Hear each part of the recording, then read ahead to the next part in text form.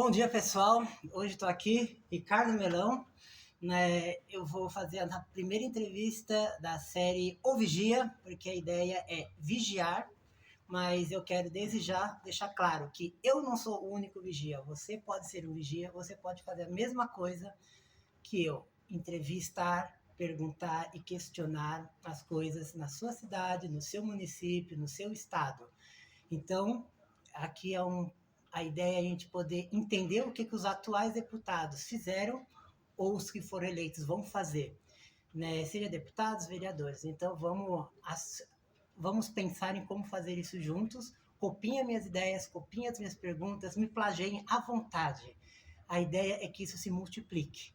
Né? Então, eu estou com o Ricardo Melão, vou fazer algumas perguntas, né? E vamos tentar ver o que a gente consegue melhorar para o nosso país, independente de partido, independente de qualquer ideologia. Bom dia, Ricardo. Bom dia, Fabinho. Prazer te receber aqui na Assembleia Legislativa de São Paulo. E um prazer poder falar do trabalho que a gente fez esses quase 4 anos como deputado estadual aqui em São Paulo. Ótimo.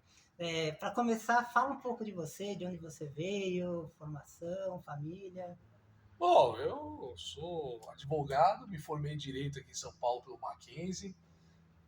Nasci aqui na cidade de São Paulo, então estudei aqui numa escola alemã chamada Porto Seguro. Então, graças a Deus, tive uma boa formação. Fiz Mackenzie, depois fiz uma pós em Direito Administrativo pela Fundação Getúlio Vargas. Então, sempre estudei bastante. Desde pequeno, gostava de política. Queria entender por que política era sempre a mesma coisa, por que não dava certo, por que todo mundo xingava político o tempo todo, na escola, no bar, em tudo que era lugar. Eu falei, bom, vamos entender esse negócio aí, vamos tentar entender por que é sempre tão ruim, né? Não é possível, né? A gente está sempre elegendo político, está sempre trocando e não muda nada, né? É possível que político não veio de Marte. A gente elege os nossos políticos. Não é possível que a gente sempre erra. É possível que sempre coloca a gente ruim lá. Alguma coisa tá errada nesse sistema aí, a gente precisa entender o que é. Então, fruto dessa curiosidade também, dessa vontade de fazer diferente, eu falei, bom, vamos mergulhar nisso aí e desde sempre, desde a minha formação, até nas minhas escolhas das áreas do direito que eu escolhi, o próprio direito administrativo, ele é um direito focado nas regras que regem, né, a administração pública, né, que seria, no caso, o poder executivo, que é a administração pública, que é o governo e as regras que conduzem o governo. Né? Então, para entender por que funciona, por que não funciona, por que não presta o serviço direito. E aí, poxa, essa experiência aqui como deputado me ajudou muito a entender por que muita coisa não funciona também. E tive experiência, trabalhei na prefeitura aqui em São Paulo. Aqui na prefeitura eu pude trabalhar em regiões totalmente diferentes da realidade que eu fui criado. Então, trabalhei na região de Parelheiros, que é a região mais pobre de São Paulo, mais humilde, né? Tem um IDH baixíssimo ali, mas é uma região muito interessante, que tem uma riqueza em termos ambientais fantástica. Tem uma população fantástica lá também. Trabalhei na área ali do Limão, Cachoeirinha, Casa Verde, que é zona norte de São Paulo. Ali eu trabalhei na área de esportes, com times de futebol de várzea, entre outras modalidades, e o quanto o esporte era bom, né, para os jovens, principalmente, para afastar jovens das drogas, como uma atividade de lazer, né, que a gente vê De que falta, ocupação. de ocupação, né, para incutir valores. Então, foram várias experiências aí que eu pude viver e que ajudou muito nessa minha formação, nesse processo aí, para tentar entender essa confusão, porque muita coisa não dá certo e muitas coisas boas e bacanas que dão certo e que poderiam dar mais certo aí na nossa política. Legal, muito bom. Às vezes eu posso sair de cena, Claro. né, para verificar se está tudo bem ali no celular, afinal eu não tenho ajudantes. Então, eu queria que você respondesse a próxima pergunta, enquanto eu vou verificar se está tudo bem na nossa gravação. Do seu mandato, né, me fala um pouco como ele foi, quais projetos você tentou defender, quem aprovou, quem não aprovou, por que não deu certo, os que deram certo, quais foram. Comenta um pouco do que você fez no seu último mandato, qual foi o que foi seu último mandato, como você foi eleito, quantos votos, o que você souber, que você puder lembrar, né? Pode. Ah, legal, não, perfeito. Bom, fui eleito pelo Partido Novo, que é um partido novo de fato, foi um partido que conseguiu o registro em 2015 e foram os primeiros deputados do Partido Novo aqui em São Paulo. Eu fui eleito com 27 mil votos, é pouco voto para um deputado estadual, então entramos ali apertadíssimos e foi muito interessante, porque é um partido que praticamente se propôs a mudar não só a política, como a forma de fazer política. Então a gente já começava renunciando uma série de coisas que o político estava acostumado. Então a primeira mudança que a gente propunha, que foi uma coisa que a gente conseguiu fazer com a gente mesmo, mas infelizmente não conseguimos mudar completamente na política, é essa coisa do político ter muito privilégio, que é acabar com os auxílios bastante que tem, porque político tem auxílio saúde. Aqui, por exemplo, vou dar um exemplo. O político ele tem hoje direito ao auxílio saúde. Então, se eu tiver um acidente, qualquer coisa, é de 100 mil reais. Para fazer um tratamento, qualquer coisa, 100 Isso mil é reais de mensal reembolso. ou. Não, se eu tiver Ah, qualquer tá. coisa assim, precisar fazer um tratamento, alguma coisa, eu posso pedir um reembolso de 100 mil reais. Poxa, você tem um salário aí, agora aumentou, né? Eu tentei combater no final do ano passado, foi um dos poucos deputados que foi lá combater, que fui Não contra. aumente o meu salário. Exatamente, você vê que coisa, né? É um salário de 25 mil reais, diante da realidade brasileira, que aliás, nos últimos anos, né, o brasileiro paulista, que paga o imposto aqui, ele teve perda de renda, teve um período de pandemia.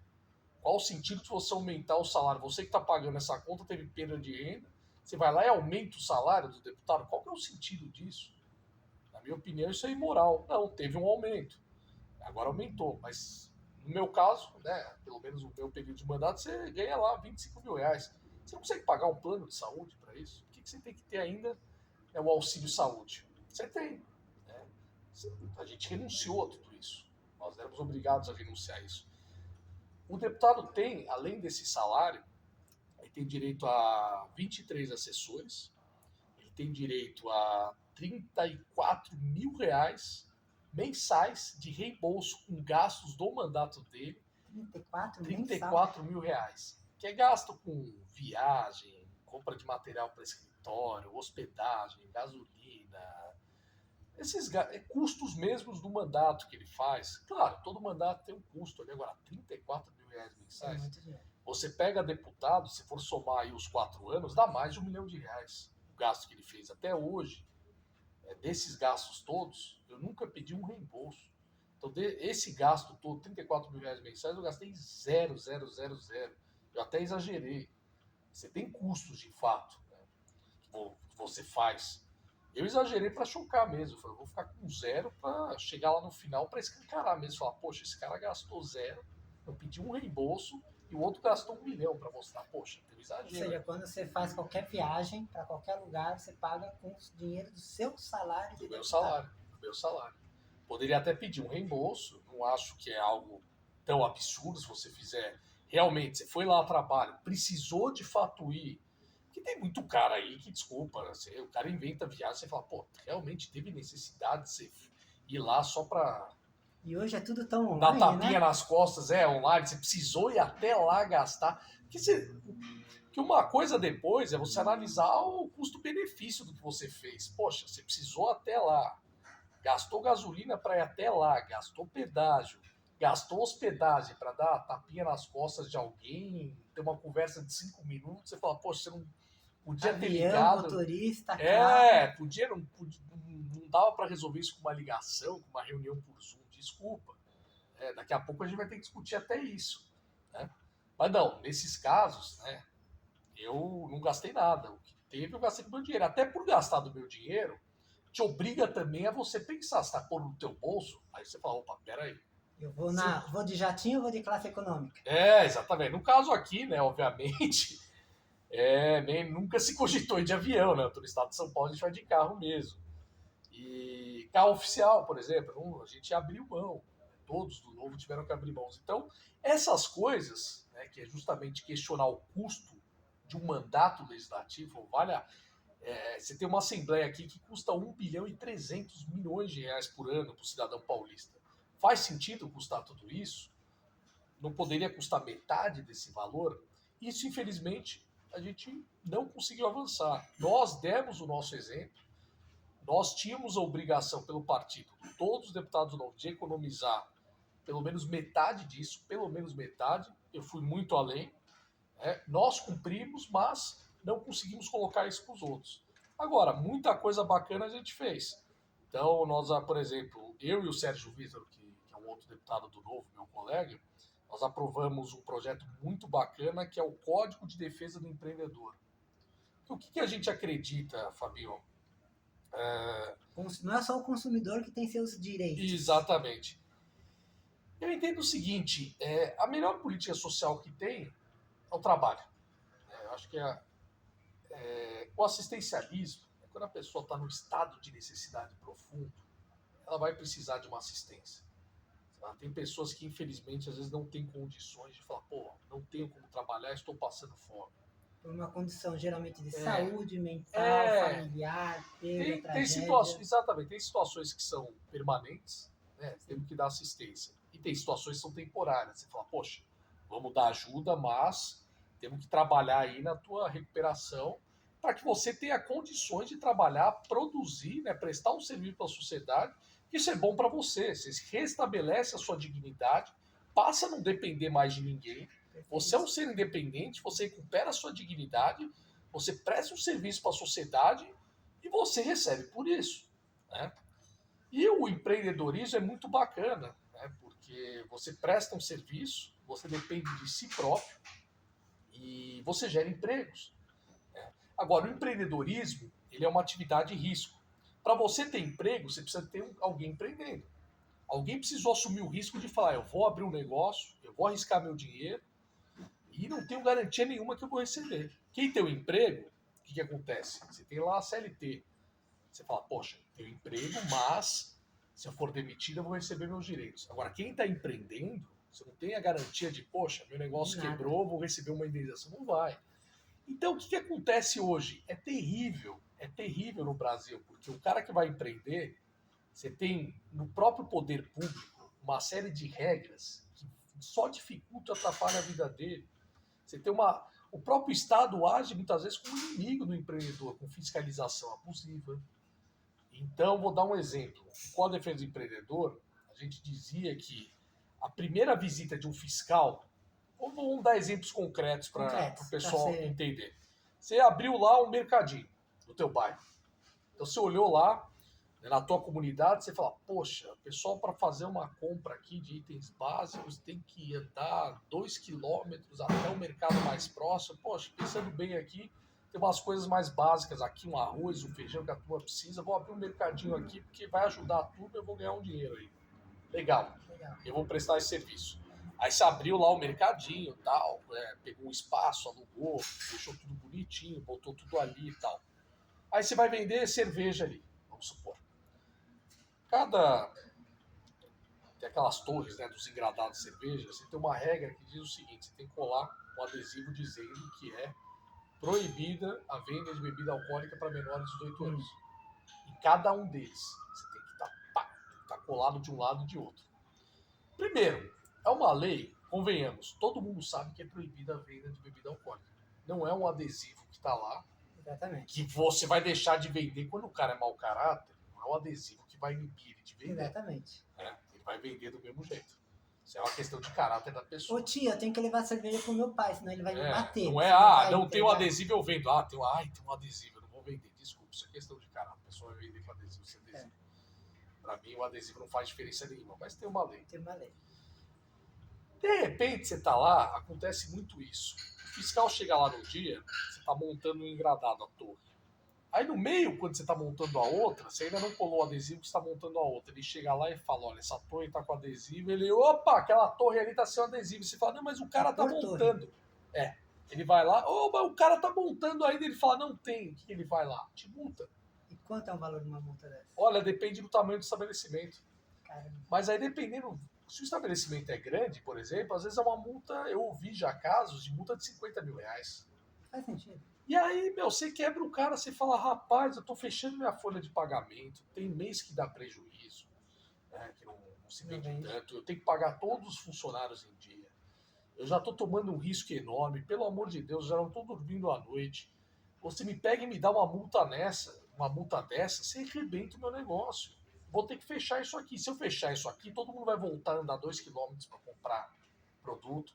Eu vou me arrebentar, eu vou ficar endividado, vou demitir todo mundo aqui do bairro que gerou emprego. Então, tem muita gente que não tinha emprego no bairro e está trabalhando lá. Tinha gente que tinha que pegar 2 horas de ônibus, 2, 3 horas por dia para ter emprego em outro lugar, agora está trabalhando do lado de casa porque eu gerei emprego aqui. Isso. Sabe, é ruim para todo mundo, gente. Sim. É ruim para todo mundo. E aí o cara fala, quer saber, nunca mais vou empreender, o Estado me ferrou.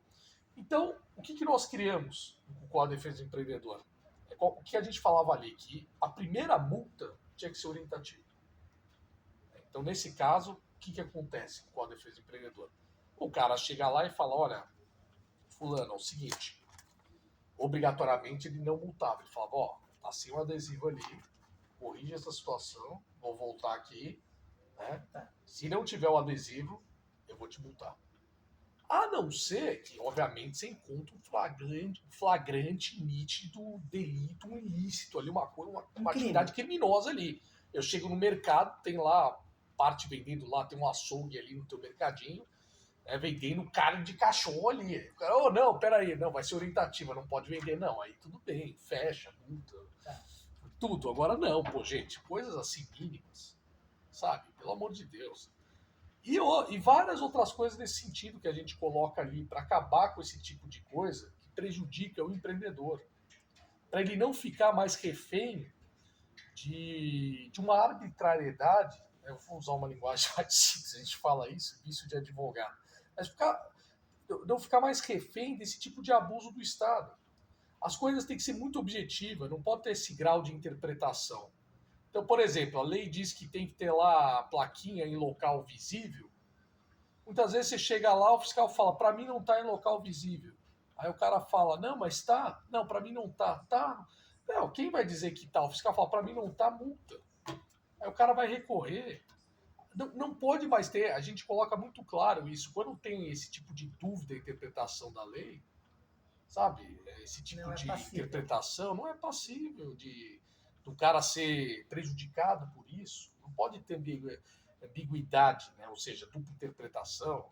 É ser favorável à pessoa, ao empreendedor, à boa-fé, uma série de outras coisas. Se o cara for prejudicado, por exemplo, fechei o seu estabelecimento, aí você ficou lá fechado um tempão, até reabrir, descobre que, desculpa, estávamos errados. Ele poder ser indenizado por isso. Ou seja, hoje existe essa indenização. Você vai pagar o prejuízo. Né? Está lá claramente na lei que o cara vai ser indenizado por isso. Desculpa, erramos. E o prejuízo que o cara tomou? Antes não existia isso. Outra coisa, ficar claro ali, até tem, se questiona a justiça, mas a lei deixa isso mais claro, que é um direito mesmo dele. Direito. Outra coisa, descomplicar, por exemplo, você tem que ter, pega lá a padaria, é muito típico isso. A lei diz que o cara tem que ter as licenças na parede, ele coloca lá o alvará disso, o alvará daquilo, você já viu, fica tudo pendurado. Tem que ter o Código de Defesa do Consumidor. Que ninguém lê. Que ninguém lê, não sabe nem consultar ele. Nunca vê alguém, não, peraí, eu quero ler aqui para ver meu direito. Fica tudo ali na parede. Se não tiver aquilo, ninguém lê, mas se você não tiver, não está atualizado, só serve de pretexto para o fiscal ir lá e falar, você não tem multa. Ou seja, no fim, tudo isso é pretexto para exato. E que nas mãos de um fiscal corrupto, ruim, aquilo só serve para o cara falar, olha, vou multar esse cara, dar uma multa enorme, para quê? Para virar e falar, filho, vamos acertar a tua situação aqui. Você está devendo tanto... Vocês entenderam, né? Infelizmente. A gente quer acabar com esse poder. Que aí começa a não compensar empreender. O cara fala, não aguento mais. E como eu falei, vai prejudicar todo mundo. Porque no fim o cara fecha e fala, quer saber? Quero ter emprego fixo, não vou mais empreender. Você desestimula o empreendedorismo. O que acontece? O teu caso foi assim. Bom, você vê aqui um caso claro. Era empreendedor que podia estar gerando emprego. Porque, gente, tem gente que vai estar disposta a arriscar. Tem gente, normal, acontece. Nem todo mundo quer ser empreendedor. Tem gente que fala, não quero arriscar. Quero ficar tranquilo. Agora, se não tiver gente igual você arriscando, não vai ter emprego. E aí não tem oportunidades para todo mundo. Então, voltando, desculpa, outro, só para finalizar o assunto com a defesa do empreendedor. O que a gente fez? Hoje tem tecnologia. Né? Coloca ali um QR Code, né, com todas as documentações. Chega o fiscal e fala, quero ver se tem todas as licenças, tudo. Em vez de, tá tudo na parede pendurado, que aí uma coisa um dia cai, o cara, faltou documento, não está em local visível. Puxa, desculpa, caiu aqui, vou te multar. Vai lá, entra com o celular, tira a foto. Se algum cliente quiser ver, eu quero ver se tem a licença aqui e tal, tá tudo regular. Tira a foto, tá tudo ali, digital, confere. Verídico. Verídico, não precisa ficar tudo pendurado ali na parede. Amarelando. Amarelando. Comida pela barata. Exatamente, às vezes não tem nem mais espaço na parede para colocar tanta coisa ali. O cara se vira. Agora não, se permite, né? É permitido, poxa, faz um QR Code, acaba com essa burocracia. E entre outras regras, que para não me alongar muito, que tem ali.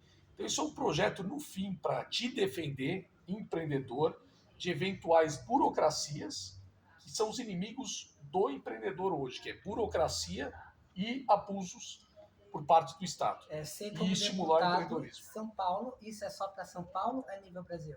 Não, São Paulo. Só São Paulo? São Paulo. Ok. É para você ter exatamente, poder se defender desse tipo, do teu maior inimigo, porque você existe. Né? Tudo é feito no Brasil, existe leis trabalhistas, a CLT, para quê? Não, para proteger o trabalhador do empresário, de quem está empreendendo. Por quê? Porque o empresário é mau, ele vai explorar, etc. Tal. Beleza, tem muitos, infelizmente a gente sabe que tem. Não vou negar. Ótimo, tem uma lei protegendo. Consumidor, para defender de quem? Do empresário que vai fazer um produto, que vai abusar do consumidor, que não vai ter lá o zelo necessário, a rigidez para produzir ou prestar um serviço com a segurança e a qualidade necessária para proteger o consumidor.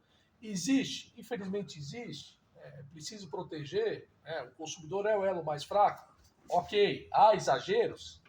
Infelizmente, tá bom. Agora, poxa, o empreendedor é sempre o vilão? E o empreendedor, ele não é vítima de ninguém? Ele é só vilão. Em todas as situações ele é o único vilão. Ele não é vítima de ninguém, não. O empreendedor, ele é vítima, sim, de quem? Do Estado, do poder público, que o empreendedor sabe, sofre com isso. E de um lado está a população, do outro lado está o governo, e no meio tem quem? O empreendedor. Recebe a pressão dos funcionários e tal, mas é o empreendedor que gera o dinheiro. E muitas vezes ele é vítima de um mau funcionário, muitas vezes ele é vítima de um mau consumidor. A gente sabe, gente. Desculpa, não tem. Nenhum é só santo, o outro é só vilão, desculpa, mas infelizmente se criam. Esses personagens fixos, o Brasil é comum, né? Você taxa, não, esse é o bonzinho, todo mundo é só virtuoso aqui, todo mundo é só vilão aqui. Temos que acabar com isso e criar leis justas para todos. Uma coisa interessante, né, que eu te perguntei, é que nem essa lei é apenas São Paulo. Se outro estado quiser usar essa lei, qual é o procedimento?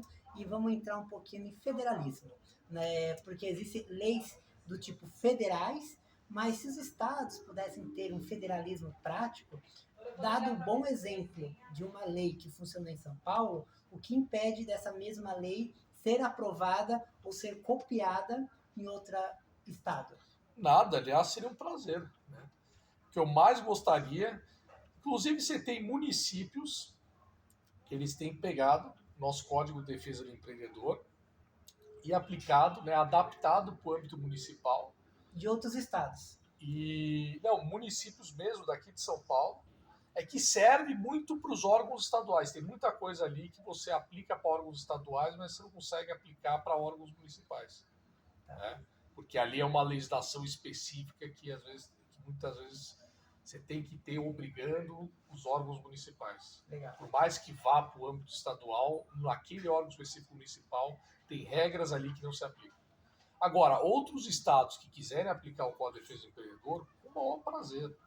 A gente auxilia, é só pegar, copiar, colar, pode fazer um projeto exatamente igual que serve.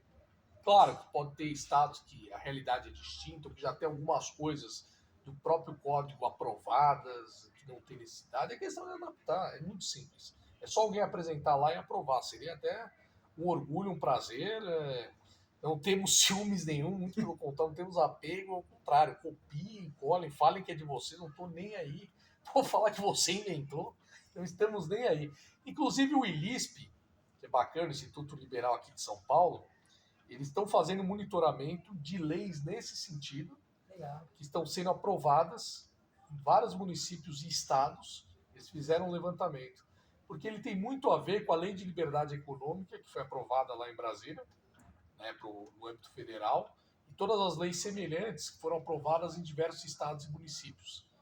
E eles fizeram esse levantamento, e inclusive colocaram aqui em São Paulo como referência o Código de Defesa do Empreendedor. E aí tem lá todo um estudo que eles fizeram, eles publicaram recentemente, quem quiser acompanhar pode ver. Né?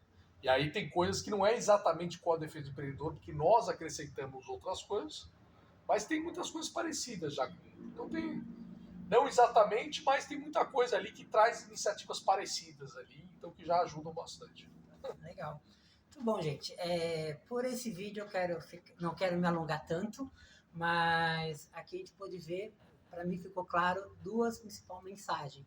É possível ter um gabinete barato, é possível fazer uma política sem custos exorbitantes, e ele está aqui para dar o exemplo de que é possível. Lógico, tem pessoa que abusa do poder que alguém lá no passado deu direito por algum motivo, não é essa a questão, mas é possível fazer a diferença hoje.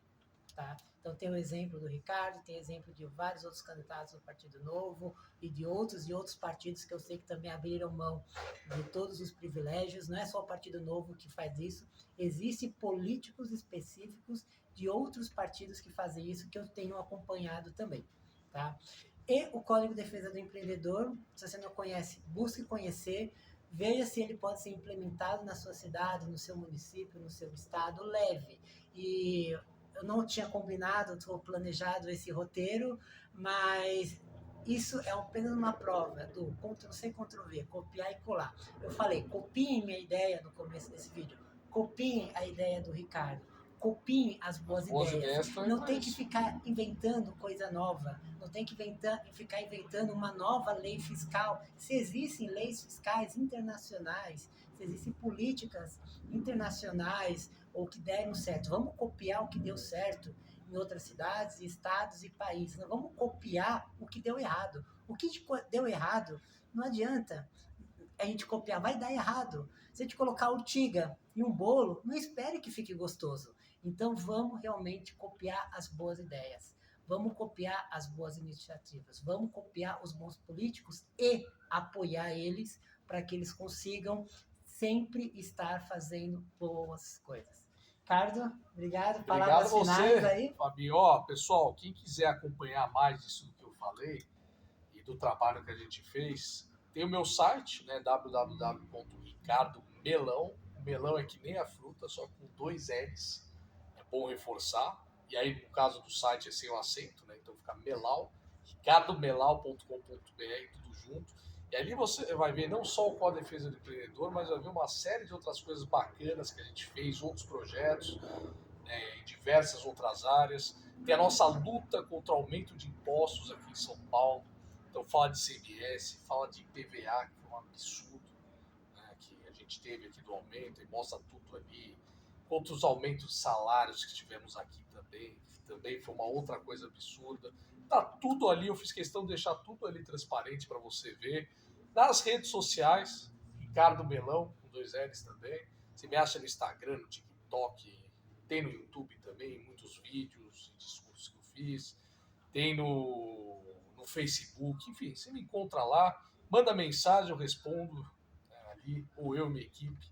Entre em contato comigo, se quiser vir aqui também tomar um café, igual o Fabinho fez, à vontade, nós somos super acessíveis, é um prazer pra gente também, então só entrar em contato vai ser uma satisfação. Muito obrigado. E só para reforçar, já falo dos assessores, né, que o deputado tem direito a 23, né, o pessoal fica achando que os meus 23, gente, nunca cheguei perto de 23, o máximo que eu tive aqui foram 8, e a maior parte do tempo eu trabalhei com 6, hoje eu acho que eu tô com 5, 5 e Ou um seja, eles estagiário. mudam de acordo com a necessidade. Você contrata de acordo Tem épocas que está mais movimentado. O maior número que eu tive foi 8. Né? E hoje eu acho que eu estou com 5 estagiários. Eu estou com 5 e uma estagiária. Legal. Ou seja, é possível, né, ter um estado mais barato. Tendo o estado mais barato, a gente consegue ir para um segundo momento, que é vamos reduzir os impostos. Vamos reduzir as cargas tributárias. Hoje dá para reduzir? Provavelmente não. Mas se a gente conseguir ter político, consegue enxugar a máquina, a gente consegue enxugar impostos. O meu objetivo sempre, gente, é o básico. Prestar um melhor serviço para o cidadão no menor custo possível. Otimização. Sempre. Você tem que ter essa consciência. Beleza. Valeu, Obrigado. Fabio. Abração. Bom dia para você. Você e também. Quem sabe até as próximas aí. Se Deus quiser. Valeu.